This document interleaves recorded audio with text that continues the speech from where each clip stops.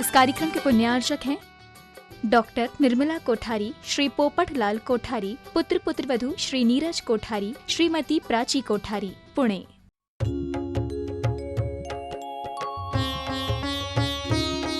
शंका समाधान। आदिनाथ भगवान की जय जय जय। बोलिए प्रातः स्मरणीय संत शिरोमणि परम पूज्य 108 आचार्य गुरुवर विद्यासागर जी महामुनिराज की जय जय जय। बोलिए गुणायतन प्रणेता, शंका समाधान प्रवर्तक, भावना योग प्रवर्तक, प्रखर वक्ता, परम पूज्य 108 मुनिवर्षी प्रमाण सागर जी मुनिराज की जय जय जय। बोलिए परम पूज्य 108 मुनिवर्षी अरह सागर जी मुनिराज की जय जय जय। प्रिय दर्शकों एवं श्रोताओं, पारस चैनल, जिनवाणी चैनल एवं प्रमाणिक ऐप के माध्यम से कटनी मध्य प्रदेश स्थित नवोदित तीर्थ दयोदय गौशाला के विशाल प्रांगण में आयोजित आज के शंका समाधान के कार्यक्रम से जुड़े सभी दर्शकों और श्रोताओं का मैं हार्दिक अभिनंदन करता हूं। मैं आपको लिए चलूं शंका समाधान की ओर। इसके पूर्व रोज की तरह हम लोग सभी सामूहिक रूप से पूज्य गुरुदेव के मंगलमय आशीर्वाद से अपने को अभिषेक करेंगे। तो हाथ जोड़िए, मस्तक झुकाइए और बोलिए मेरे साथ, नमोस्तु गुरुदेव, नमोस्तु गुरुदेव, नमोस्तु गुरुदेव। बोलिए मुनिवर्षी प्रमाण सागर जी महाराज की जय जय जय। और पूज्य गुरुदेव, मैं आपकी आज्ञा से शंका समाधान की ओर चल रहा हूं और प्रथम प्रश्न जो ऑनलाइन प्राप्त में प्रस्तुत कर रहा हूं, गोपालगंज सागर मध्य प्रदेश से श्री राजेश जैन RI कमिश्नर कार्यालय कह रहे हैं, गुरुदेव विलंब और भटकाव मनुष्य जीवन की तासीर है। हमें इस तासीर से उबरने के लिए और उत्तम लक्ष्य को प्राप्त करने के लिए अपने जीवन में क्या परिवर्तन लाना चाहिए? विलंब और भटकाव मनुष्य की तासीर नहीं, भूल है। और इस तासीर, जिसे आपने तासीर नाम दिया, उससे उबरने के लिए और उत्तम लक्ष्य को प्राप्त करने के लिए बस अपने इस भूल को सुधारना होगा, लक्ष्य के प्रति समर्पित होना होगा। ऐसे लोगों के लिए दुष्यंत कुमार की 2 पंक्तियां बड़ी प्रासंगिक लग रही है। हाथों में अंगार लिए मैं पूछता रहा, कोई मुझे इन अंगारों की तासीर बता दे। ये भूल है, भूल को सुधारो तभी उधारो। पूज्य गुरुदेव नीमच मध्य प्रदेश से श्री प्रमोद बोधा कह रहे हैं, गुरुदेव मैंने अपने व्यवहार, व्यक्तित्व और स्वभाव को पिछले 3-4 सालों से बहुत परिवर्तित कर लिया है। मेरा ऐसा मानना है कि अब मेरे स्वभाव में, आचार विचार में सबके प्रति समता भाव के साथ साथ सबका विकास हो, यह भावना आ गई है। परंतु गुरुदेव मेरा प्रश्न यह है कि जो लोग मुझे वर्षों से जानते हैं, पहचानते हैं, वो अभी भी मेरी पुरानी छवि को ही ध्यान में रखकर व्यवहार करते हैं।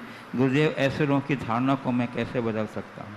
बस आप जो कर रहे हैं करते रहिए। पहले आपने अपना व्यवहार, स्वभाव और व्यक्तित्व को बदला, धीरे धीरे आप लोगों की धारणा को बदलने में भी समर्थ होंगे। मैं अपना व्यवहार बदलूं, अपना स्वभाव बदलूं, अपने व्यक्तित्व को निखारूं, ये मेरे हाथ में है, पर लोगों की धारणा को बदल पाना मेरे हाथ में नहीं।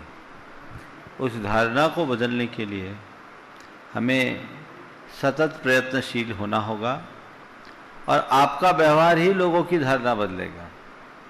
अभी जो 4 साल ही हुए हैं, सालों की धारणा 4 साल में कैसे बदलेगी? उसके लिए आपको अभी बहुत तपना पड़ेगा, खपना पड़ेगा। प्रयास जारी रखें।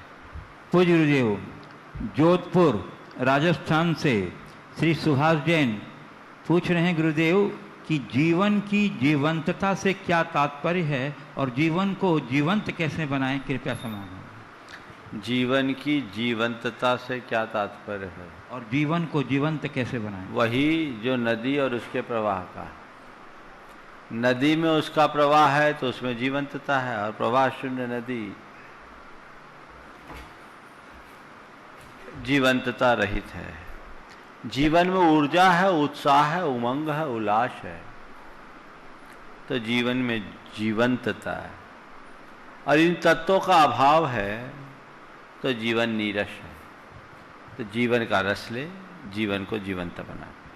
पूज्य जी, इंदौर मध्य प्रदेश से श्रीमती प्रियंका महेंद्र जैन कह रही, गुरुवर हमारी श्रद्धा, समर्पण, आस्था सिर्फ सच्चे देव शास्त्र गुरु के प्रति ही है, लेकिन हमारे कुछ रिश्तेदार, मिलने वाले लोग मिथ्यात्व के आकर्षण में फंसे हैं। महाराज जी, उन्हें किस प्रकार इससे दूर किया जा सकता है जिससे हमारे संबंध भी बने रहें और सभी में सुधार भी हो जाए? देखिए, लोगों को सत्पथ पर लगाने की भावना रखना चाहिए, पर आग्रह नहीं। धार्मिक विचारधारा सभी की स्वतंत्र होती है, और रिश्तेदारी में तो धार्मिक विचारधारा का टकराव होना ही नहीं चाहिए, अन्यथा उससे संबंध बिगड़ जाते हैं। आपके जीवन में समझ है, आपने सही पथ चुना, औरों के लिए भी भावना भाइये, और यदि वो आपकी बात को स्वीकार करने या समझने की मानसिकता में, तो उन्हें समझाने की कोशिश कीजिए। यदि नहीं समझते तो उन्हें उनके हाल पर छोड़ दीजिए, और इस विषय में कोई विवाद ही मत कीजिए। यदि ऐसी कोई बात आए तो आप साफ कह दीजिए कि मेरी अपनी धार्मिक विचारधारा और मैं उसी अनुरूप चलता हूँ। पूज्य कटनी मध्य प्रदेश से श्री अजीत जैन पूछ रहे हैं गुरुदेव कि कर्म बंध से बचने के लिए क्या अपराध बोध अनिवार्य है, और किसी व्यक्ति को यदि अपने किए पर कोई पछतावा या ग्लानि नहीं है तो क्या उस पर पाप चढ़ेगा? देखिए, कर्म बंध से बचने के लिए अपराध बोध जरूरी नहीं है, लेकिन कर्म बंद हो रहा है इसका एहसास तो जरूरी है। जब तक बंधन का एहसास ना हो, मुक्ति का प्रयास कैसे करेंगे? जब तक धूप में झुलसन ना हो, छाया की ओर कौन जाएगा? तो बंधन का एहसास ही मुक्ति का प्रयास है। तो कर्म बंधन से बचने के लिए सबसे पहली आवश्यकता तो यह है कि हम बंधन में बंध रहें, इस बात का एहसास करें। जहाँ तक अपराध बोध और पश्चाताप की बात है, अगर कोई व्यक्ति दुष्कर्म करता है, बाद में उसके मन में अपराध बोध, आत्मग्लानि या पश्चाताप होता है, तो उसका कर्म सहजता से कट सकता है। लेकिन दुष्कर्म करने के बाद उसके प्रति बेभान रहने वाले का बंधन बहुत प्रगाढ़ होता है, वो बहुत कठिनाई से कटता है और उसे भोगना बहुत मुश्किल होता है। इसलिए पहली बात, गलती करो मत, और गलती हो जाए तो उसका प्रायश्चित करने में चूक मत करो। पूज्य गुरुदेव, काला डेरा जयपुर राजस्थान से श्री रमेश कुमार पाटनी, ऊर्ध्वलोक और नंदीश्वर द्वीप में बहुत जैन मंदिरों के आगम में उल्लेख मिलते हैं। क्या इन जगहों पर और धर्मों के पूजा स्थल भी हैं? दूसरे धर्म के लोग भी देवगति में तो जाते ही हैं, फिर उन लोगों की पूजा उपासना का क्या सिस्टम रहता होगा? केवल जैन ही देवगति में जाते हो, ऐसा मानना कहाँ तक उचित है? देखिए, हमारे धर्मायतन तीनों लोकों में, लेकिन जिन लिंग के सिवाय अन्य लिंगों का सद्भाव केवल भरत और ऐरावत क्षेत्र में ही है, अन्यत्र नहीं। तो क्या वे सब सम्यक दृष्टि हैं? नहीं। वहाँ बीतराग भगवान की उपासना करते हैं, पर सम्यक दृष्टि उन्हें बीतराग भगवान मानकर उनकी उपासना करते हैं, और मिथ्या दृष्टि उन्हें कुल देवता मान करके करते हैं। पूजा मात्र महत्वपूर्ण नहीं है, उससे भी अधिक महत्वपूर्ण उसके पीछे जुड़ा हुआ दृष्टिकोण और अभिप्राय है।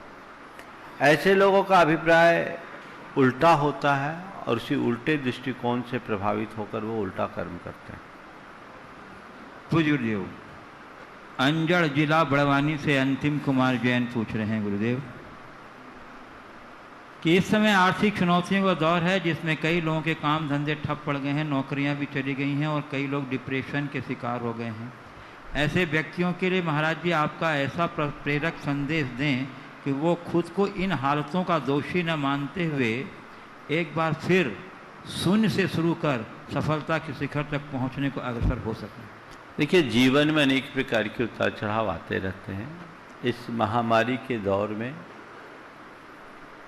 ज़्यादातर लोग इससे प्रभावित हुए, इसका सामूहिक प्रभाव हुआ है।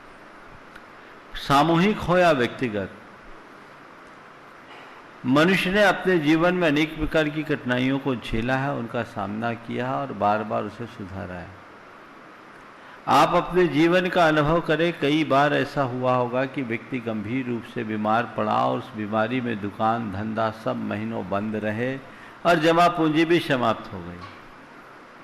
लेकिन ऐसे व्यक्ति ने फिर स्वस्थ होने के बाद नई शुरुआत की और आज फिर शिखर पर बैठे हैं। आज कोविड-19 के निमित्त से बहुत सारे लोगों को भारी नुकसान हुआ है, आर्थिक संतुलन बिगड़ा है, आर्थिक रूप से बहुत लोग आहत हुए। पर मैं उनसे कहता हूँ, उन्हें घबराना नहीं चाहिए, हिम्मत रखना चाहिए। अब ये चुनौती है, इसका सामना तो सबको करना ही होगा। बड़े हो या छोटे, सभी के साथ इस तरह की समस्या आई है। इस समस्या से घबराना इसका हल नहीं है। हम अगर अपनी पूरे अतीत को पलटकर देखते हैं तो ऐसी समस्याएं समय समय पर आती रही और मनुष्य उससे उभरा है। मेरा मानना तो यही है कि समय ही घाव करता है और समय ही घाव भरता है। समय के द्वारा उत्पन्न किए इस घाव को ये समय ही भरेगा। हमें आशावादी होना चाहिए। हम ये जानते हैं कि विनाश के बाद केवल विकास की गाथा लिखी जाती है। आज हमारा अगर नुकसान हुआ है तो कल लाभ भी हो सकता है। ऐसे समय में आर्थिक आकलन करने की जगह अपने जीवन की सुरक्षा की बात करनी चाहिए, अपनी सोच को अच्छी बनानी चाहिए और आर्थिक संकट के दौर में अपने खर्च पर थोड़ा नियंत्रित कर रखते हुए, अपनी जीवन शैली को बदलते हुए नए उमंग और उत्साह के साथ काम करना चाहिए। आप अगर देखेंगे तो ऐसे बहुत सारे उदाहरण मिलेंगे। मेरे संपर्क में ऐसे बहुत सारे लोग हैं जो कभी शिखर पर थे और एकदम नीचे आ गए। अरबपति व्यक्ति ऐसे भी मेरे संपर्क में है जो कभी अरबपति थे और एकदम नीचे आ गए, लेकिन उन्होंने हार नहीं मानी और आज वापस शिखर पर चढ़ गए। मैंने उनका ग्राफ ऐसे से एकदम ऐसे हुआ। तो ऐसा नहीं है, जीवन में उतार चढ़ाव आते हैं, मनुष्य को पुरुषार्थ करना चाहिए। रात के बाद प्रभात होता है, इसलिए घबराने का काम नहीं है। एक बात सदैव ध्यान रखना चाहिए, जो कल देगा वो कल की व्यवस्था भी देगा। कल की चिंता मत करें, अब क्या होगा क्या होगा, जो सबका होगा मेरा होगा, जो होना होगा सो होगा, सब अच्छा होगा। नकारात्मकता को अपने मन पर किंचित भी हावी न होने दें। अपनी सोच को सकारात्मक बनाकर रखें, अपना उत्साह ठीक बनाए रखें, तो उससे चीजें परिवर्तित होगी और आपने जितना खोया है हो सकता उससे कई गुना पा लें। आज भी बहुत सारी संभावनाएं हैं और भारत में तो इसकी विशेष संभावना है। कुछ लोगों का ऐसा आकलन है कि 21वीं शताब्दी आने वाले दिनों में 2021 के बाद भारत एक नए स्वरूप में उभरेगा। एक नया भारत होगा, एक शक्तिशाली भारत होगा, और जब देश शक्तिशाली होगा तो लोग भी शक्तिशाली होंगे। हमें ये समझना चाहिए कि अच्छे दिन आएंगे, वापस दिन बदलेंगे। आज बुरा वक्त है, कल अच्छा वक्त आएगा। घबराने से कुछ नहीं होगा। अब जो कुछ भी है इसका सामना तो हमें करना ही पड़ेगा और इसके लिए पूर्ण जज्बात के साथ जुटना चाहिए। फिर से नई गिनती गिनने के लिए तैयार हो जाइए। नई नीतियां नई रीतियां लीजिए। उद्यमी मनुष्य सब कुछ खो करके भी सब पा लेता है और आलसी व्यक्ति सब पा करके भी सब खो देता है। तो हम उद्यमी हैं, उत्साही हैं, हमारे अंदर जीवन के प्रति उल्लास और उमंग है। हमें उस दिशा में प्रयास करना चाहिए, पुरुषार्थ करना चाहिए, तो कभी कठिनाई नहीं होगी। इसलिए मैं उन लोगों से जिनकी नौकरी छूट गई, उन लोगों से जिनकी पूंजी समाप्त हो गई, उन लोगों से जिनका व्यापार या फैक्ट्री बैठ गया, ये कहना चाहते घबराइए नहीं, फिर नई शुरुआत कीजिए। आत्मनिर्भर बनने की कोशिश कीजिए, स्वरोजगार को बढ़ावा दीजिए, अपने अंदर के कौशल को विकसित कीजिए। कई स्थिति आएगी। हमने पुराने जमाने में कहानियाँ सुनी हैं, लोगों के बारे में सुना है कि बहुत सारे ऐसे लोग हुए जो दिवालिया हो गए और घर का बर्तन बेचकर अपने जीवन यात्रा की शुरुआत की। कई ऐसे हैं जो नमक बेच बेच करके भी करोड़पति हुए। मैं ऐसे लोगों को जानता हूं जो एकदम दिवालिया हो गए, घर का बर्तन बेच करके उन्होंने नई शुरुआत की। एक व्यक्ति ऐसे जो नमक बेच करके अपने जीवन को आगे बढ़ाया और आज वापस करोड़पति हो गए। तो ऐसा नहीं है कि खो गया तो वापस पाया नहीं जाता। आज अभी अशुभ समय है, जब शुभ समय आएगा तो बदलते देर नहीं होती। एक बात ध्यान रखना, रात 12 घंटे की हो सकती है, लेकिन प्रभात जब होता है तो एक क्षण में प्रकाश फैलता है। एक क्षण में प्रकाश होता है और दसों दिशाएं अपने आप प्रकाशित हो जाती है।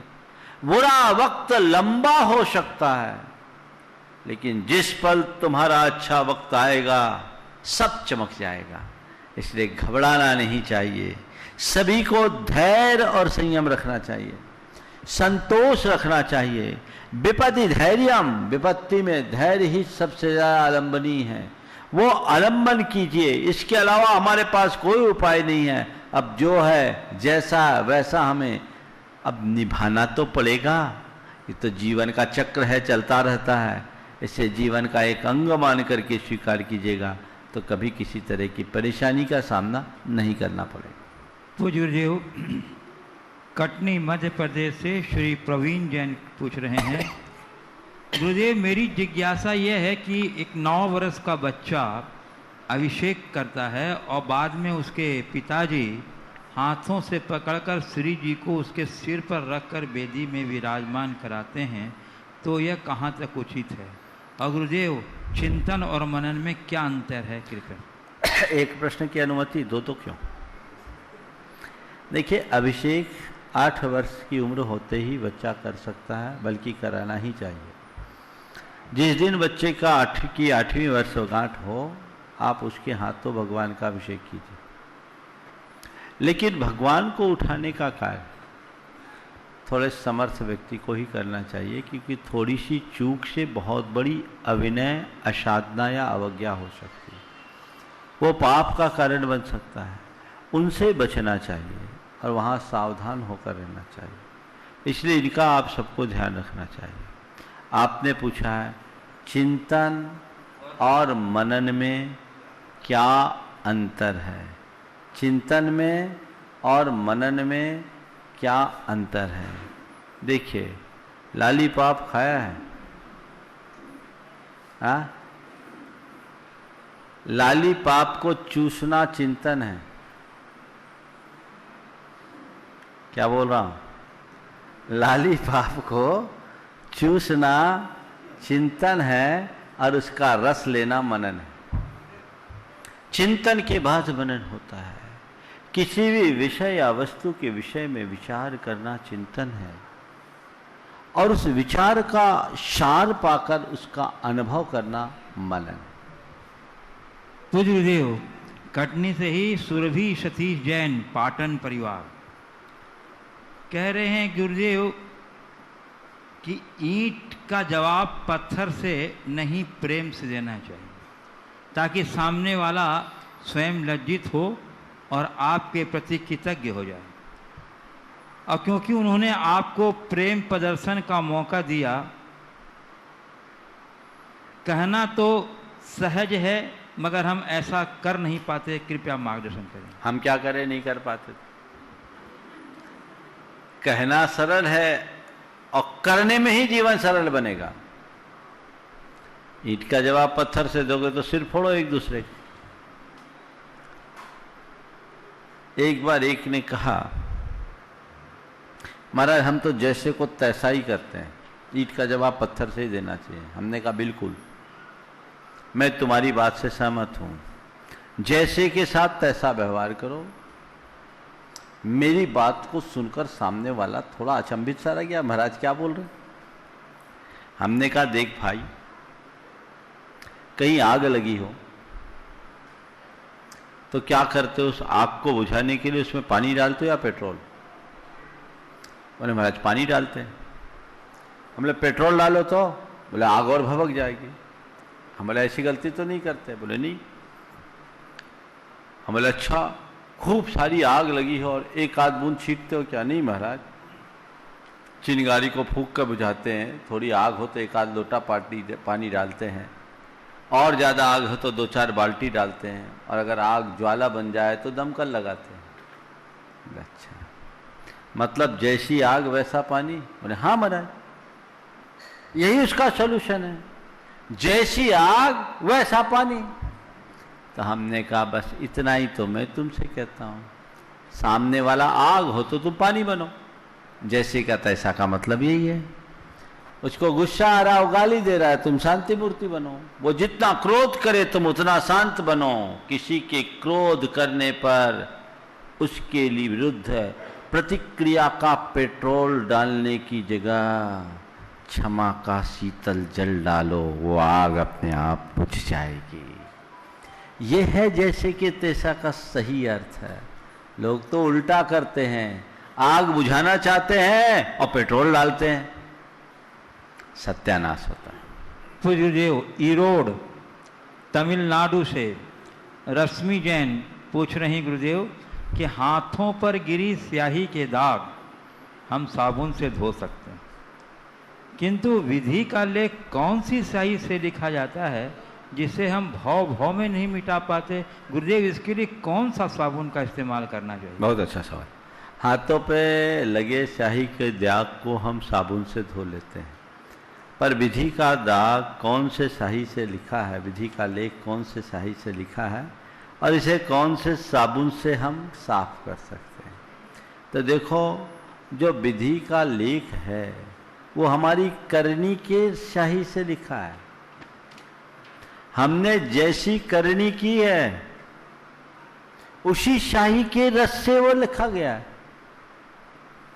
और उसको मिटाना है तो उसके लिए ज्ञान का साबुन चाहिए।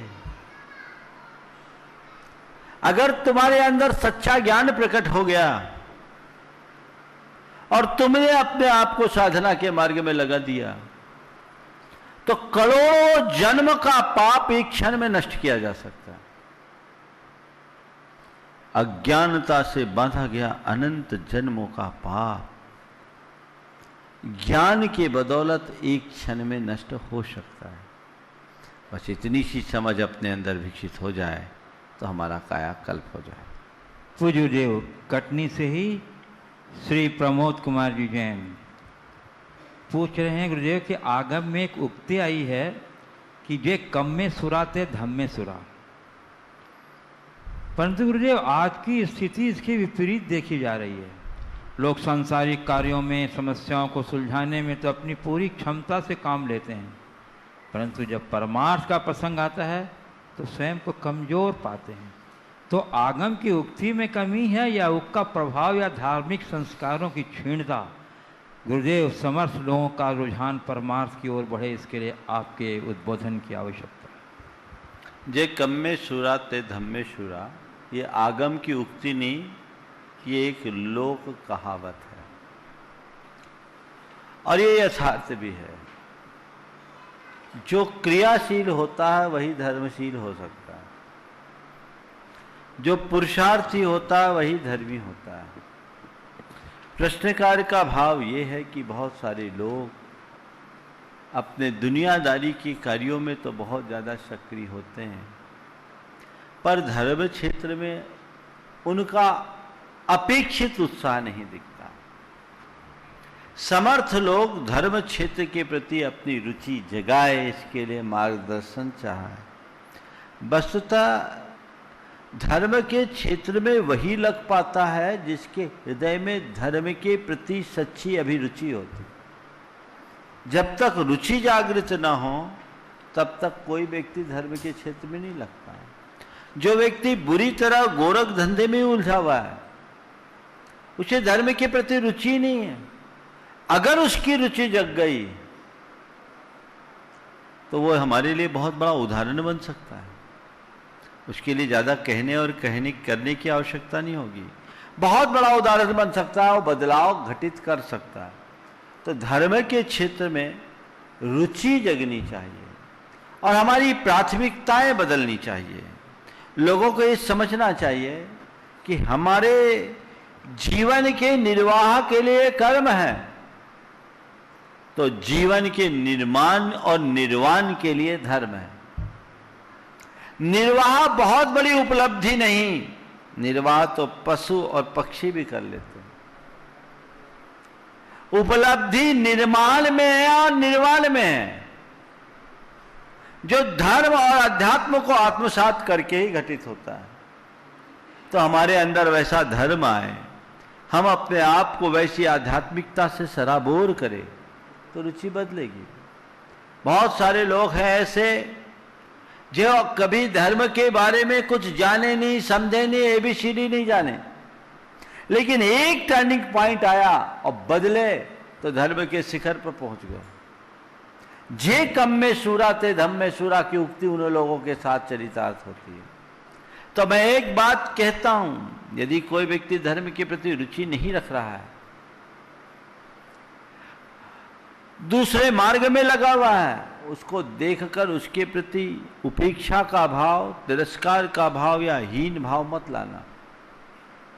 हो सकता है कल उसका समय पलटे, उसका चित्त बदले, तो वो तुमसे भी आगे निकल सकता है।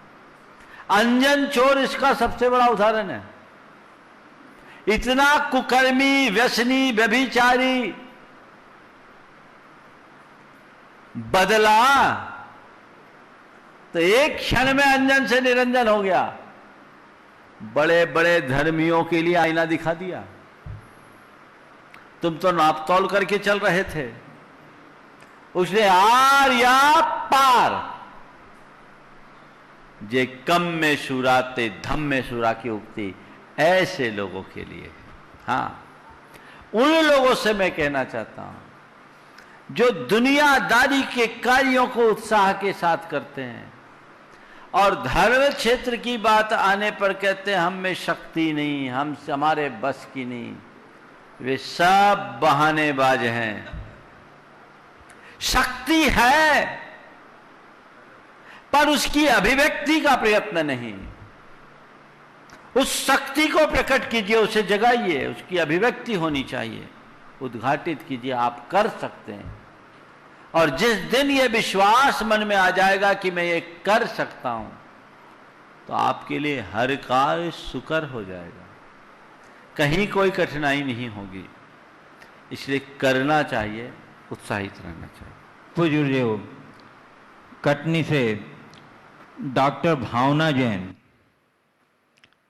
कह रही गुरुदेव, दूध में आने वाले उफान को जल की चंद बूंदों से रोका जा सकता है। तो मेरा प्रश्न यह है गुरुदेव कि वर्तमान में महामारी को लेकर शारीरिक रूप से, पारिवारिक रूप से, आर्थिक संकटों को लेकर हमारे अंतर्मन में जो अंतर्द्वंद का तूफान चल रहा है, उसे हम कैसे शांत करें? देखिए, दूध के उफान को पानी के बूंदों से शांत कर सकते हैं, तो मन के उफान को ज्ञान की छींटे से शांत कर सकते हैं।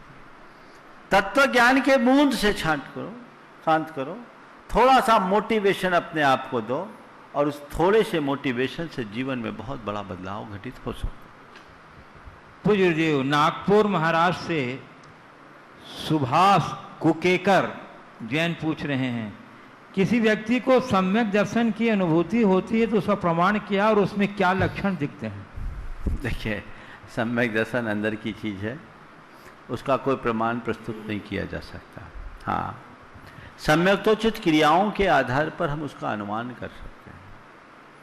जिसके जीवन में मिथ्यात्व के कोई निमित्त नहीं है और सम्यक्तोचित क्रियाओं का अच्छे से पालन करता है, तत्व के प्रति जिसकी रुचि है, संसार से जिसके मन में भय है, हम अनुमान लगा सकते हैं कि ये सम्यक दृष्टि है।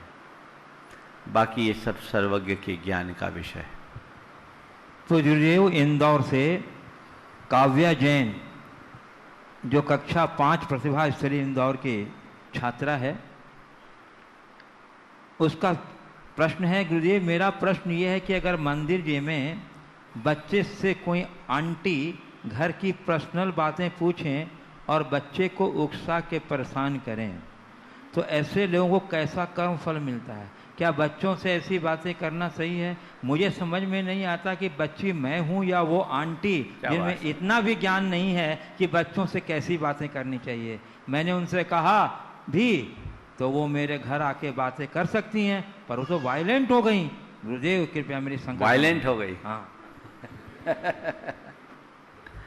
आजकल आंटियां बड़ी खतरनाक हो गई कई मामलों में। देखिए, सबसे पहली बात तो ये है कि बच्चों के माध्यम से किसी के घर की अंदरूनी बातों की तहकीकात करना नैतिक अपराध है। उन्हें बहला फुसला करके यदि आप उनके घर की बातें उद्घाटित करते हैं तो ये रहो व्याख्यान कहलाता है।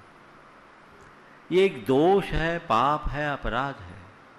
ऐसा नहीं होना चाहिए। और फिर ये बातें मंदिर में, ये तो और भी नहीं होना चाहिए। मैं उस बच्ची की दाद दूंगा कि उसने उस आंटी को आईना दिखाया, भले वो वायलेंट हो गई, लेकिन इस प्रश्न के माध्यम से सभी आंटियों को मैं कहूँगा, आजकल तो सब आंटियाँ ही बची है। हालांकि किसी किसी को आंटी कह देने में बहुत तकलीफ होती है। अब माँ, बहन, दीदी, चाचा, चाची, बुआ, ये तो सब चले गई, आंटी और अंकल ही बच गए। समय की विडंबना है। मैं एक सलाह और देता हूँ, हमें अपने पुराने रिश्तों को फिर से पुनर्जीवित करना चाहिए और बोल चाल की भाषा में जिसके साथ जो रिश्ता है वही कहलवाना चाहिए। और ये प्रयोग हो सकता है जब आपसे यदि कोई ऐसा कहे और आप तत्क्षण उसका प्रतिवाद करो। मुझसे अंकल कह रहा, नहीं भैया अंकल मत करो, मैं तो मेरा चाचा हूँ, ताऊ हूँ, फूफा हूँ, मामा हूँ, जो हूँ वो मुझे बोल, अंकल मत बोल। और आंटी बोले तो बोले नहीं मुझे आंटी मत बोलो, मैं तुम्हारी ये लगती हूँ तो मुझे ये बोलो। अगर ये शुरुआत हो जाए तो बहुत फर्क पड़ेगा, क्योंकि इससे हमारी आत्मीयता बढ़ती है। बाकी अंकल और आंटी इतना कॉमन शब्द हो गया कि ड्राइवर भी अंकल है और हमारे अंकल भी अंकल है, रिक्शा वाला भी अंकल है, घर का नौकर भी अंकल है और अंकल भी अंकल है, सब बराबर। तो ये परिपाटी ठीक नहीं है, इन पर ध्यान देना चाहिए। पूज्य गुरुदेव, कटनी मध्य प्रदेश से सुनीता जैन पूछ रही हैं गुरुदेव कि आत्मज्ञान अक्षर ज्ञान का मोहताज नहीं होता, तो जीवों को सम्यक ज्ञान कैसे होता है? आत्मज्ञान अक्षर ज्ञान का मोहताज नहीं होता, तभी तो सम्यक ज्ञान होता है। पशु पक्षियों को अक्षर ज्ञान है क्या, पर उनको आत्मज्ञान होता है। आत्मज्ञान अंदर की संवेदना से जुड़ा होता है। जिनकी आंतरिक संवेदना जुड़ी होती है वो आत्मज्ञान से संपन्न होते हैं। अक्षर ज्ञान किसी को भी हो सकता है, कोई जरूरी नहीं कि जिसे अक्षर ज्ञान हो उसे आत्मज्ञान हो ही, और ये भी कोई जरूरी नहीं कि जिसे आत्मज्ञान हो अक्षर ज्ञानी हो ही। बहुत से निरक्षर आत्मज्ञानी हैं और बहुत से अक्षर ज्ञानी पंडित अज्ञानी। तो हमें आत्मज्ञान को प्रमुखता देनी चाहिए।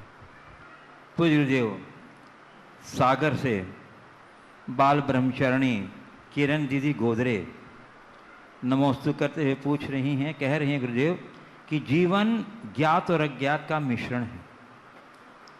ज्ञात की अनदेखी और अज्ञात का डर मनुष्य की एक सामान्य प्रवृत्ति है। कहा गया है कि मनुष्य के विकास की संभावना बिना अज्ञात को गले लगाए नहीं होती। गुरुदेव, इस कथन का तात्पर्य क्या है और यह कहाँ तक उचित है, और ज्ञात को जीवन में किस प्रकार आत्मसात करें? बहुत अच्छा वाक्य है। मनुष्य के विकास की संभावना अज्ञात को गले लगाए बिना नहीं होती। मैं इस बात का से पूरी तरह सहमत हूँ और इस बात के संदर्भ में एक ही बात कहूँगा, हर दृश्य के पीछे कोई अदृश्य है। जो विजिबल फोर्स है उसके पीछे कोई इनविजिबल फोर्स है। जो प्रकट है वो हमें दिखाई पड़ता है, हम उसे मूल्य देते हैं, महत्व देते हैं, लेकिन इसके पीछे जो शक्ति है उसे लोग बहुत कम जानते हैं। हमारा शरीर हमें दिख रहा है, हमारे शरीर की धड़कन हमें दिख रही है, श्वास का प्रवाह हमें दिख रहा है, लेकिन इस धड़कन को पैदा करने वाला जो हमें नहीं दिख रहा है, वो कौन है? हमें उसे देखना चाहिए। जब तक हमारे भीतर का प्राण तत्व ना हो तब तक ये धड़कन नहीं हो सकती। तो वो अदृश्य शक्ति है जो दृश्य शक्ति से ज्यादा बलशाली है। आज हमारे द्वारा किए जाने वाले सारे कार्य हमें दृष्टिगोचर होते हैं। हमारा श्रम, हमारी शक्ति, हमारे संसाधन हमें दिखते हैं, लेकिन इसके पीछे का जो कारण है, अगर दूसरे शब्दों में कहें तो हमारा पुण्य, हमारी चेतना, हमारा प्राण, वो हमें दिखाई नहीं पड़ता। जब तक वो हमारे साथ न हो तो केवल दृश्य से हम अपने जीवन के परिदृश्य को नहीं सुधार सकते। हमें दोनों के साथ तालमेल बनाकर चलना चाहिए। पूज्य गुरुदेव, कटनी से श्रुति जैन पूछ रही हैं, महाराज जी मेरा प्रश्न है कि हम लोग हिंदू धर्म के बारे में बहुत कुछ जानते हैं, पर हमारे दोस्त जैन धर्म के बारे में नहीं जानते हैं, पर वो लोग हमारे धर्म के बारे में जानना चाहते हैं, पर हम उन्हें सही तरीके से समझा नहीं पाते हैं, तो हम उसके लिए क्या करें? देखिए, जैन धर्म की आधारभूत बातों को खुद पढ़िए, जानिए और लोगों को बताइए। देखिए, जैन धर्म के विषय में अगर कोई भी व्यक्ति बोलता है तो अत्यंत संक्षेप में कुछ बातें मैं आप सबको बताता हूँ। इसे थोड़ा आप लोग ध्यान से सुनिएगा और ये सब तक पहुँचा दीजिएगा। जो विषय है, आज जैन धर्म का परिचय किसी को आपको देना है तो जैन धर्म का परिचय कैसे दें? तो सबसे पहले जैन धर्म भारत का एक प्राचीनतम धर्म है और ये एक ऐसा धर्म है जो आत्मवादी धर्म है, जिस धर्म में ईश्वर के कर्तृत्व की कोई मान्यता नहीं है। जैन धर्म के अनुसार हर आत्मा ही परमात्मा है, अप्पा सो परमप्पा। जब तक वह विकारों से ग्रसित होता है आत्मा होता है और विकार मुक्त होते ही परमात्मा होता है। हर आत्मा में परमात्मा बनने की शक्ति है। उस शक्ति की अभिव्यक्ति करके वह परमात्मा बन सकता है अपने विकारों को दूर करके। इस संसार में रहने वाले प्राणी के बंधन का कारण है, वो राग द्वेष मोह के कारण संसार में बंधता है और इस बंधन को सम्यक दर्शन, सम्यक ज्ञान और सम्यक चारित्र से काटता है। सच्ची श्रद्धा से, सच्चे ज्ञान से और सदाचरण से अपने बंधन को काट सकता है। जैन धर्म में किसी भी प्रकार के कर्मकांड को और अंधविश्वास को कोई स्थान नहीं दिया गया। जैन धर्म विशुद्धतया कर्म सिद्धांत पर विश्वास करने वाला धर्म है और बड़े वैज्ञानिक तरीके से अपनी मूलभूत बात को समझते हैं। हमारे जीवन के कल्याण के लिए हमें सदाचार अपनाने की प्रेरणा दी गई है। अहिंसा, सत्य, अचौर, ब्रह्मचर्य और अपरिग्रह रूप 5 व्रतों का पालन जैन धर्म का मूल तत्व है। जो व्यक्ति इन व्रतों का जितने स्तर पर पालन करता है वो उतना ज़्यादा सुखी होता है। इसी प्रकार जैन जीवन शैली में हमारे खान पान पर बहुत ज़्यादा ध्यान दिया गया है। खान पान की शुद्धि होनी चाहिए, सात्विकता के साथ शाकाहार को अपनाना चाहिए। रात्रि भोजन का त्याग जैनों की पहचान है और प्रत्येक कार्य में सावधानी रखनी चाहिए। जैनों के यहाँ दया और करुणा का पालन इस रीत से होता है कि सब्जी के भी यदि टुकड़े करने हों तो ये नहीं कहा जाता कि सब्जी काटो, कहा जाता सब्जी सुधारो या सब्जी बनारो। ये दयामूलक संस्कृति का द्योतक है, ये जैन धर्म की विशेष पहचान है। तो ये सार संक्षेप में मैंने बात की। अनेकांत जैन दर्शन का हृदय है जो विश्व की जैन दर्शन की बड़ी देन है। अनेकांत एक वह प्रक्रिया है जिससे हम एक दूसरे के वैचारिक संघर्ष को नष्ट कर सकते हैं। सब एक दूसरे के मध्य समन्वय बना करके चल सकते हैं। सारे द्वंद्व और कलह को दूर करने का मार्ग हम अनेकांत के माध्यम से प्राप्त कर सकते हैं। तो ये सार संक्षेप में जैन धर्म के बारे में बताने की बातें हैं। या आप इतनी बातें बताएं। हमारे मूल आराध्य 24 तीर्थंकर हैं। हमारा जो मूल मंत्र है वो नमोकार मंत्र है। नमोकार मंत्र मूल मंत्र, ऐसा मंत्र जिसमें कोई बीजाक्षर नहीं, जिसमें किसी व्यक्ति का कोई स्मरण नहीं। अरहंत, सिद्ध, आचार्य, उपाध्याय और साधु ये गुणवाची शब्द हैं जो सिद्ध और साधक आत्माओं का स्मरण है, तो हम उनमें अरहंत को, सिद्ध को, आचार्य को, उपाध्याय को और साधु को प्रणाम करते हैं। ये हमारा मूल मंत्र है। इस मंत्र की आराधना करते हुए एक ही बात जैन धर्म में कहा गया है, वंदे तद्गुण लब्धे। हम गुणों की उपलब्धि के लिए ही हम किसी का वंदन या सत्कार करते हैं। हमारी दृष्टि पूरी तरह गुणानुरागी होनी चाहिए और गुणों की तरफ हमारी दृष्टि होनी चाहिए। ये जैन धर्म की विशेष पहचान है। जैन धर्म में जन्मना कर्म व्यवस्था न मानकर, वर्ण व्यवस्था न मानकर कर्मना वर्ण व्यवस्था मानी गई है। और ये कहा गया है, मनुष्य जन्म से नहीं कर्म से महान बनता है। पूज्य गुरुदेव, अजमेर राजस्थान से यूनाइटेड ट्रस्टी डॉक्टर वीणा पाटोजी एवं डॉक्टर एस.के. पाटोजी नमोस्तुपूर्वक पूछ रहे हैं गुरुदेव कि भावना योग के दौरान जब हम स्वस्थो हम, शुद्धो हम, शांतो हम, सोहम आदि का उच्चारण करते हैं, तो क्या इसका हमारी श्वसन प्रणाली के अनुरूप श्वास लेने और छोड़ने से कोई संबंध है? देखिए, ऐसा कुछ नहीं। आप सहज रूप से बोलें, श्वास लेते छोड़ते समय करे तो करे, लेकिन भावना योग में इस तरह की कोई प्रक्रिया नहीं। आप सहज रूप से कर सकते हैं और आगे बढ़ सकते हैं। आगे अभी 21 जून को अंतर्राष्ट्रीय योग दिवस आने वाला है। जो लोग भी भावना योग कर रहे, डॉक्टर साहब भावना योग सबको कराते हैं, मैं उन सब से कहना चाहूँगा कि उस दिन सभी लोग जहाँ जहाँ रहे, चूँकि सामूहिक रूप से कार्यक्रम तो इस वर्ष होना संदिग्ध है महामारी के कारण, लेकिन लोग भावना योग जरूर करें, एक दूसरे के प्रेरित करें।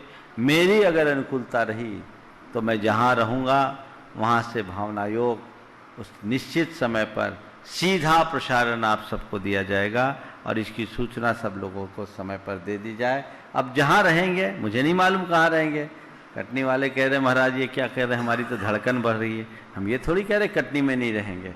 जहाँ रहेंगे वहाँ होगा, कटनी में रहेंगे तो कटनी में होगा, और कटनी कटेगा तो जहाँ रहेंगे वहाँ होगा। लेकिन होगा, अगर 21 तारीख को हम दुनिया में रहें तो भावना योग जरूर होगा। पूज्य गुरुदेव, सिंगापुर से श्री विवेक जैन नमोस्तुपूर्वक कह रहे हैं, गुरुदेव सिंगापुर जैन संघ ने आपके आशीर्वाद और प्रेरणा से जो ऑनलाइन प्रोग्राम किया बहुत सफल रहा। तथा गुरुदेव, आपने जो यहाँ चैत्यालय के निर्माण हेतु बीज डाला था आशीर्वाद के रूप में, वह 7 जून को वृक्ष का रूप ले लिया है। गुरुदेव, यह वृक्ष निरंतर वृद्धिगत होता रहे, फलीभूत होता रहे, इसके लिए आपके मंगल आशीर्वाद की हम कामना करते हैं। बहुत प्रसन्नता का विषय है। सिंगापुर के जैन संघ ने वहाँ जिनालय की व्यवस्था कर ली और अब वो उनका अपने स्वामित्व का परिसर हो गया। अल्पावधि में इतनी बड़ी उपलब्धि बहुत बड़ी बात है। मैं इसके लिए वहाँ से जुड़े सभी श्रद्धालुओं को इस मंच से आशीर्वाद देता हूँ और ये भावना भाता हूँ कि अभी तो आपने एक फ्लैट लेकर के ये बनाया है। शीघ्र आपका पुण्य इतना प्रगाढ़ बने कि सारी कानूनी पेचीदगियाँ खत्म हो और आप पूर्ण मंदिर वहाँ बना सके सिंगापुर में। मेरा ये आशीर्वाद है। ये पुरुषार्थ आप सबको करना चाहिए। सभी लोगों को, सभी सिंगापुर वासियों को उनकी धार्मिक भावना को आगे बढ़ाने की भावना से मैं आशीर्वाद देता हूँ। वो जुटे रहें और इस मंदिर से जुड़े रहें। तो गुरुदेव, सागर से रिद्धि सिद्धि स्टोर पीयूष जैन कह रहे हैं, गुरुदेव बहुत अनुकूलताएं होने पर भी धर्म ना रुचे तो क्या यह पाप का उदय है? और बहुत प्रतिकूलताएं होने पर भी धर्म ना छूटे तो क्या यह पुण्य का उदय है? तो महाराज जी, हम ऐसा क्या करें कि अनुकूलता और प्रतिकूलता में धर्म का साथ कभी न छूटे, अपितु बहुत अच्छा सवाल। बहुत अनुकूलता पर भी धर्म न रुचे तो क्या पाप का उदय है? और बहुत सी प्रतिकूलता होने पर भी धर्म न छूटे तो क्या ये पुण्य का उदय है? देखिए, बात तो सही है। बहुत सारे लोग हैं जिनके पास सब प्रकार की अनुकूलताएं होती है पर धर्म की रुचि नहीं होती, और बहुत से ऐसे लोग भी दिखते हैं जिनके सामने ढेर सारी प्रतिकूलताएं होती है फिर भी धर्म से जुड़े रहते हैं। और आप लोग तो, मैंने ये देखा है कि दुख के दिनों में धर्म को ज़्यादा याद करते हैं आप लोग बार बार कहते भी हैं कि मेरे दुख के दिनों में वे बड़े काम आते हैं। तो ये एक प्रवृत्ति है। हमें चाहिए अनुकूलता में धर्म करें। ऐसे एक कहावत है, पुण्यहीन को मिले नहीं भली वस्तु का योग, दाख पक्के तो काग के होए कंठ में रोग। पुण्य से वैभव पाना अलग बात है, पर सुचि श्रद्धा पाना अलग बात है। ये पुण्य वैभव बाहर की चमक है, सुचि श्रद्धा अंदर का गुण वैभव है। वो हमारे भवितव्य को सुधारने वाला है। इसलिए अनुकूलता में यदि धर्म की रुचि नहीं दिखती तो समझना अभी हमारा संसार बड़ा लंबा है। अभी मुझे इस संसार में काफी लगना पड़ेगा, रमना पड़ेगा। जिन लोगों को अनुकूलताएं हैं उन्हें उनका सदुपयोग करना चाहिए, और वे लोग महाभाग्यशाली हैं जो प्रतिकूलताओं में भी धर्म ध्यान करते हुए धर्म का दामन नहीं छोड़ते। वे आगे बढ़ेंगे। जो अनुकूलता में केवल सुख भोग रहे हैं वे भावी दरिद्रता का बीज बो रहे हैं, और प्रतिकूलता में भी जो धर्म के साथ जुड़े हुए हैं, समझ लेना वे लोक के शिखर पे जाने की तैयारी कर रहे हैं। इस सच्चाई को समझें। इसलिए पाप और पुण्य की बात अपनी जगह है, लेकिन मैं मानता हूं एक पुण्य को भोग रहा है और दूसरा पाप को काट कर पुण्य को बांध रहा है। समझ ले कौन भाग्यशाली है। पूज्य गुरुदेव, मुंबई महाराष्ट्र से बीना गंगवाल पूछ रहे हैं, गुरुदेव एक विनती है जिसकी पंक्तियां हैं, दिन रात मेरे स्वामी ये भावना ये भाव। इसमें एक लाइन आई है कि जीने की हो न वांछा और मरने की हो न इच्छा। तो महाराज जी, मरने की ना हो इच्छा आना चाहिए या मरने की हो इच्छा? क्योंकि मरने की इच्छा तो किसी की होती ही नहीं है। जीने की हो न वांछा, मरने की हो न इच्छा। एक्चुअल में ये समाधि की भावना है। जब हम समाधि की भावना में लगते हैं तो जीवन और मरने की चाह से ऊपर होते हैं। अब समाधि ले रहे हैं, लोक में लोग बहुत आ रहे हैं, पूजा प्रतिष्ठा हो रही है, और मन में आ जाए कि हे भगवान थोड़े दिन ऐसे ही जीते रहे तो बहुत अच्छा। ये जीने की इच्छा है। और समाधि लिए हैं, लंबा न खींच जाए, हे भगवान जल्दी उठा ले तो बिना कष्ट के आपका नाम लेते लेते चले जाए, ये मरने की इच्छा है। और ऐसा हो सकता है तो समाधि के संधारक इन दोनों प्रकार की इच्छाओं से मुक्त होते हैं। तो जो ये विदिशा मध्य प्रदेश से शिशिर जैन पूछ रहे हैं, गुरुदेव मेरा प्रश्न है, किसी व्यक्ति के खोटे स्वभाव को बदला जा सकता है क्या? ये मालूम होते हुए कि वो उसके लिए वो हानिकारक है और उसका दुष्प्रभाव उसे भोगना पड़ रहा है, तो क्या करे? क्या वो मान ले कि उसकी नियति यही है या उसके स्वभाव को बदलने की कोशिश करे? कहावत है, नेचर और सिग्नेचर बदलता नहीं, पर एक है स्वभाव, एक है आदत। स्वभाव को पूरी तरह बदला नहीं जा सकता, निखार लाया जा सकता, पर आदतों में परिवर्तन लाया जा सकता है। यह परिवर्तन तभी घटित हो सकता है जब व्यक्ति खुद में संकल्पित हो, ठान ले। तो यदि किसी की कोई खोटी आदत बन गई है या खोटी प्रवृत्ति हो गई है तो ये सोच कर कि ये नहीं सुधरने वाला, ठीक बात नहीं है।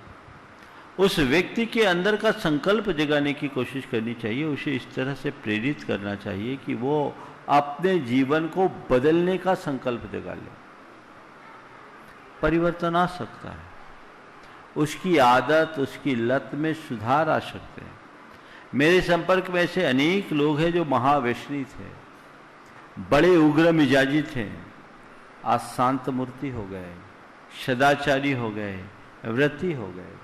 बहुत से ऐसे लोग जो गुस्सैल थे, पल पल में छोटी छोटी बातों में बहुत ज्यादा गुस्सा करते थे, भावना योग आदि करके उनके जीवन में बदलाव आया। बहुत सारे लोगों का तो कहना है केवल प्रवचन सुनने से मेरे अंदर बदलाव आया। बदलाव आ सकता है यदि आप चाहें तो। दूसरा चाहे तो मैं नहीं बदल सकता। जिस दिन मैं खुद चाहूंगा तभी खुद को बदल पाऊंगा। तो खुद के मन में वैसी चाहत जगनी चाहिए। वो चाहत जग गई तो हम अपने जीवन में बदलाव घटित कर सकते हैं। और जो लोग बदलना न चाहे उनसे ज़्यादा माथाफोड़ी नहीं करना चाहिए, उनको उनके हाल पर छोड़ देना चाहिए। पूज्य गुरुदेव, कोलकाता वेस्ट बंगाल से अचल कुमार जैन कह रहे हैं, गुरुदेव मेरा एक फ्लैट है जो लॉकडाउन में बंद पड़ा था। अब लॉकडाउन खुलने के बाद उस फ्लैट को जब खोला तो देखा कि कबूतरों ने एक दे दिए हैं और बच्चे भी। अब चूंकि गुरुदेव वहाँ रहना था तो सफाई की गई। तो गुरुदेव सफाई के क्रम में कबूतर तो उड़ गए पर उनके एक को हमने बाहर रखना पड़ा। तो क्या गुरुदेव इसमें हिंसा का दोष लगेगा? अगर है तो मुझे इसके क्या प्रायश्चित देना? निश्चित रूप से आप हिंसा के भागीदार हैं। अगर ऐसा था तो आपको विवेक का परिचय देना था। थोड़े दिन का, एक हफ्ता का लॉकडाउन और मान लेते। वो एक से चूजे निकलते, कबूतर उड़ जाते, फिर स्थितियां बनती और तब तक आप देखते रहते। इतने दिन आपने साधा, थोड़े दिन और साध लेते। यहाँ विवेक का परिचय देना चाहिए। प्रायः पक्षियों के साथ ऐसा होता है कि मनुष्य यदि उनके अंडे को छू लेते तो वो उन्हें गिरा देते। तो ये अगर ऐसा हुआ है, ये बहुत बड़ा दोष है। मुझे नहीं मालूम कबूतरों के साथ क्या है, पर शायद कबूतरों के साथ भी है कि उनके अंडे को छू लेने पर वो उनको गिरा देते हैं। अगर वो अंडे नष्ट हुए तो उसमें निमित्त आप बने और आप पंचेंद्रिय की हिंसा के पात्र बने। उसका प्रायश्चित लेना चाहिए। अभी मंच से तो प्रायश्चित दिया नहीं जाता। गुरुओं का सानिध्य पाकर आप प्रत्यक्ष प्रायश्चित लें। तो गुरुदेव, बूंदी राजस्थान से प्रवीण कुमार जैन, LIC सहायक प्रशासनिक अधिकारी, कह रहे हैं गुरुदेव मेरी जिज्ञासा है कि संसारिक जीवन में विवाह के दिन पाणि ग्रहण संस्कार की विधि संपन्न होना तय थी, परंतु उसी दिन जब वधू मासिक धर्म से ग्रसित हो जाती है तो क्या उक्त रस्म जैन विधि संपन्न की जा सकती है? यदि नहीं तो इसका विकल्प क्या है? और गुरुदेव, अगर इस स्थिति में कोई अन्य रीति से विवाह का रस्म संपन्न कर ले तो ये कहाँ तक उचित है? ये तो आप लोगों का व्यवहार है, मैं क्या करूं? क्या किया जाता है? मेरे ख्याल से होना तो नहीं चाहिए। पानी ग्रहण का संस्कार हो जाता है क्या? हाँ, अब आप खुद का ही अनुभव बता रहे। विमल जी कह रहे मेरा ऐसा हुआ, मैं 6 दिन रुका, 6 दिन बारात टंगी रही। तो ऐसा ही होना चाहिए और वही विधि सम्मत है, वैसा ही होना चाहिए। अब चूंकि आजकल के विवाह बहुत व्यय साध्य हो गए, एक दुविधा लोगों के सामने आती, तो ऐसे में क्या करें? मैं एक सॉल्यूशन मुझे ये समझ में आता है, हालांकि ये आप लोगों के ऊपर है।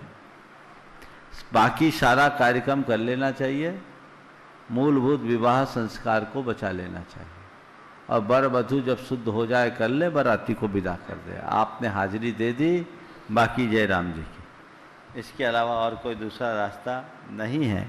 उसी तरीके से देना चाहिए और यही विवेक सम्मत कार्य माना जाएगा। तो गुरुदेव, कटनी से रुचिता जैन पूछ रही हैं, यह प्रश्न मेरे बेटे कुशाग्र जैन का है। मंदिर जी में दान देकर यदि हम उस दान का उपभोग करते हैं तो वह निर्माल द्रव्य की श्रेणी में आता है।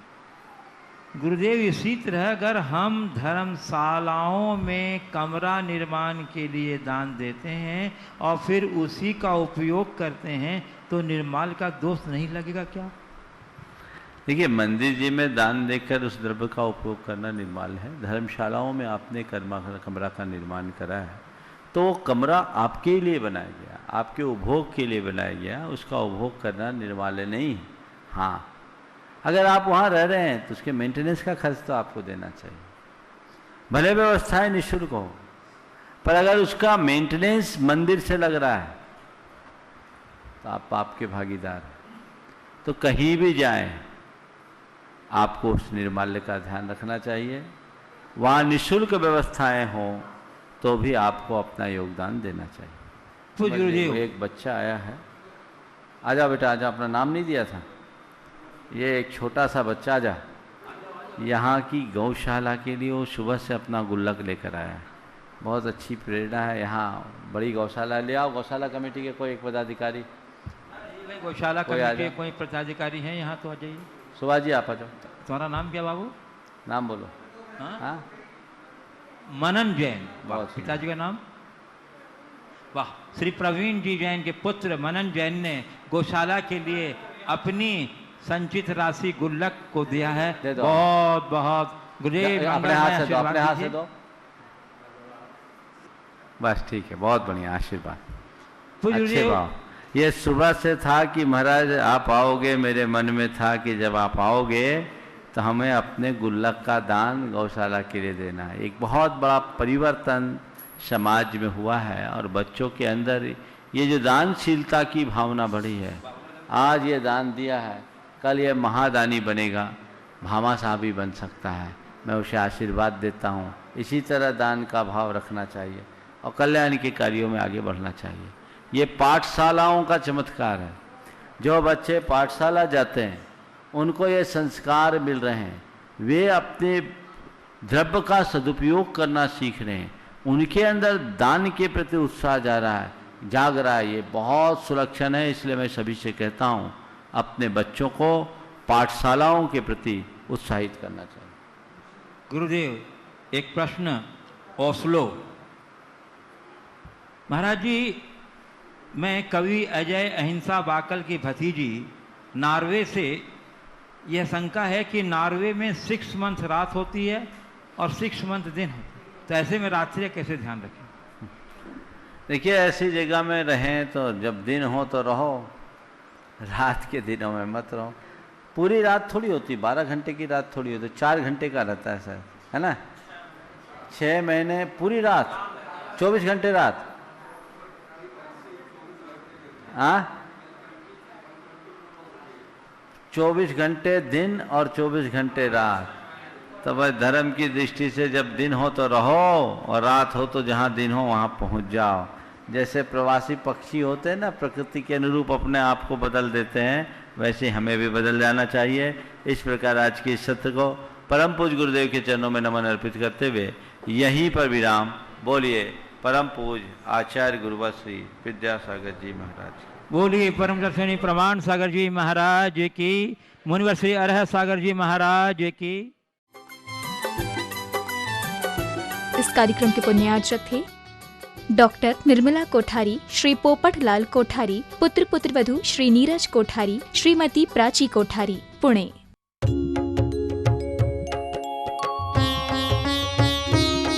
शंका समाधान।